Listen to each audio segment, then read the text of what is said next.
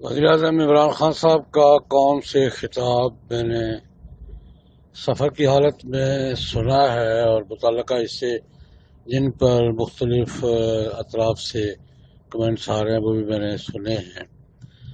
جہاں تک تعلق ہے ملک کی صورتحال کا اور نیب کا اور سیاستدانوں کا اور گرفتاریوں کا، تو پارلیمنٹ موجود ہے، سیاسی پارٹیاں موجود ہیں، اب بات ابھی چلتی رہے گی۔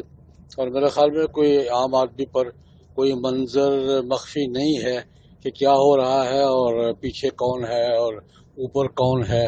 میرے خیال میں اس پر ابھی تبصرہ نہیں کرتا، لیکن جو ریاست مدینہ کے حوالے سے اور احد اور بدر کے حوالے سے اور خندق کے حوالے سے عمران خان صاحب نے کہا ہے، وہ ملک بھر کے اہل دین کے لیے اذیت اور تکلیف کا باعث بنا ہے، اس لیے کہ نہ بات ٹھیک ہے نہ لہجہ ٹھیک ہے۔ حضرات صحابہ کرام رضوان اللہ علیہ مجمعین کے بارے میں اس لہجے میں بات ہمارے ہاں نہیں سنی جاتی اور نہ سنی جانی چاہیے۔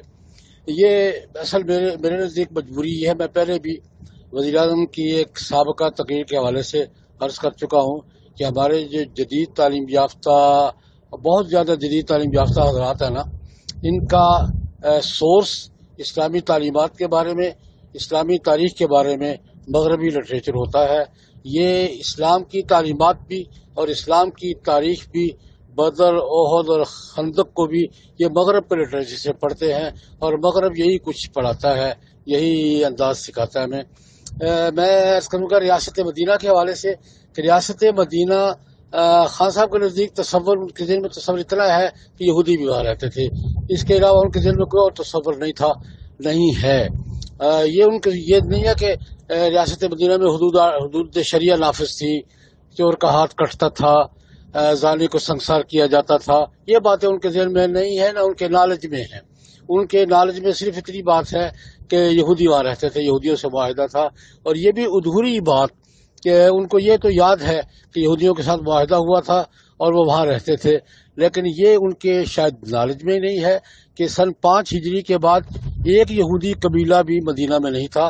تینوں قبیلے جلاوطن کر دیے گئے تھے میثاق مدینہ، دستور مدینہ کی خلاف ورزی کے جرم میں، تینوں جلاوطن ہو گئے تھے۔ 5 ہجری میں تو ایک بھی یہودی قبیلہ مدینہ میں نہیں رہا تھا، لیکن یہ بات نہ ان کے نالج میں ہے اور نہ ان کو بتائی جا رہی ہے۔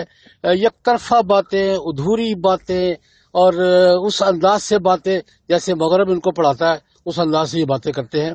میری درخواست یہ ہے خان صاحب سے اللہ کے نام پر کہ آپ دینی مسائل پہ، اسلامی تاریخ پہ آپ کمنٹس نہ دیا کریں۔ آپ کا لہجہ اسلامی روایات کے مطابق نہیں ہوتا، آپ مغرب کے لہجے میں بات کرتے ہیں، یہ مغرب کی پڑھائی ہوئی تعلیمات ہے، ادھوری بات کرتے ہیں اور یہ صورتحال ٹھیک نہیں ہے۔ یہ میں سمجھتا ہوں کہ ان کے جو مشیر ہیں ان کو کم از کم خدا کا خوف کرنا چاہیے اور انہیں اپنے لہجے میں سنجیدگی پیدا کرنی چاہیے۔ اس سے زیادہ میں اس وقت کچھ نہیں کہہ سکتا۔ السلام علیکم ورحمۃ اللہ۔